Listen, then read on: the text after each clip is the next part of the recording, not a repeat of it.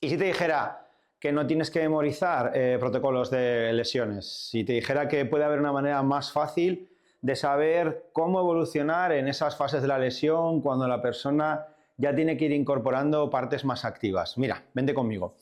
Esto es lo que nosotros llamamos desde Qualys lo que es el embudo de la lesión. Y nos hace tener una evolución en la progresión de carga, sistemática de trabajo, metodologías, de todas las lesiones desde una manera más pasiva hacia una manera más funcional, ¿vale? Te voy a hacer un ejemplo con lesiones del hemisferio inferior y luego te invito a que colabores con nosotros y nos envíes cómo lo harías para el hemisferio superior, ¿vale?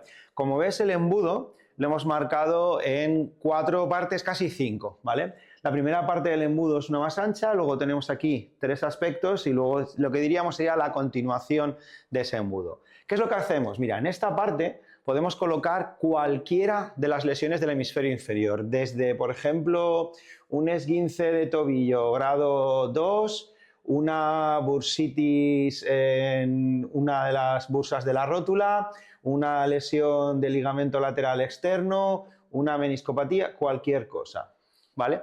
¿Qué significa embudo de la lesión? Que da igual dónde empieces en cualquiera de las lesiones que van desde el complejo lumbopélvico hacia abajo, que en un momento determinado, en todas ellas, hay que empezar a trabajar los mismos conceptos. ¿Qué conceptos son? Mira, el primer concepto que tenemos que trabajar es el concepto funcional del apoyo. Como consecuencia del apoyo y la evolución en las cargas, el segundo concepto es la marcha. Y el tercero, la carrera. Aquí es importante que entiendas que no hablamos del deporte de la carrera. Es decir, muchas veces la gente dice, bueno, pero yo no quiero correr, porque total yo no voy a correr porque no voy a hacer carrera, yo me dedico a otra cosa. No, no, no. La carrera es un patrón que, a diferencia de la marcha, es la evolución natural.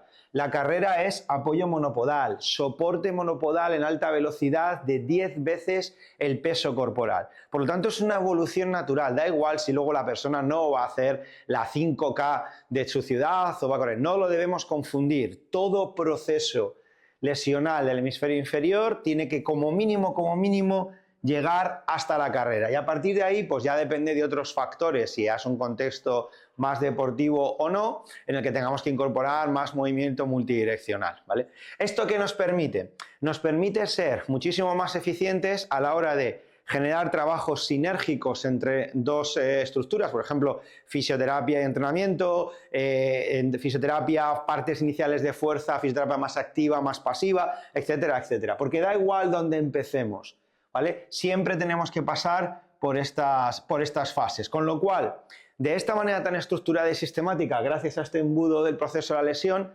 no es necesario tener en la cabeza 1000 millones de protocolos, no es necesario tener que estar buscando en Google cómo sería la evolución, simplemente tenemos que saber cómo afecta esta lesión a este primer gran concepto funcional del apoyo, cómo lo llevamos, qué tipo de lesión es lo único que es más diferente, por eso esta parte del embudo es más ancha, no es lo mismo una lesión de tejido conectivo que ósea, que osteomuscular, etcétera, etcétera, ¿vale? Entonces, aquí lo tienes, pones aquí la lesión, primer concepto funcional, segundo y tercero para mis lesiones del hemisferio inferior. Y ahora la pregunta, ¿cómo lo harías para el hemisferio superior?